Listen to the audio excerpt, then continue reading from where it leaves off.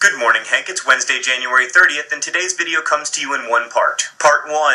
I am not a pornographer. Hank, you may remember that almost 3 years ago, my first novel, Looking for Alaska, was published. I just found out that Looking for Alaska is about to be taught to 11th grade English students at Depew High School outside of Buffalo, New York. Alaska is taught in a lot of English classes around the country, but it's still pretty awesome to hear that someone is going to, teach your book in a regular English class, and people are going to read it closely and think hard about it. So here's what happened. Because there are a few scenes in Looking for Alaska that some people find controversial, the Depew High School administrators and English teachers got together and they wrote a letter saying, we're going to teach this book, we think it's pretty good, if you're okay with your kid being taught this book, please sign this permission slip, otherwise the kid will read some other book. So parents who are cool with their kids reading Looking for Alaska get to have their kids read Looking for Alaska, and parents who aren't cool with it get to have their kids read some other book. But there were a few people who weren't happy with this solution. These people didn't actually have kids who were in the 11th grade, but no matter. They think that my book is pornographic and that it will cause immoral thoughts and actions in children. These people believe that no one should be allowed to read the book, even those people whose parents sign the permission slip. Still, I have to tell you that when you're told that the novel that you wrote for teenagers is pornography, you start to feel a little bit, mad.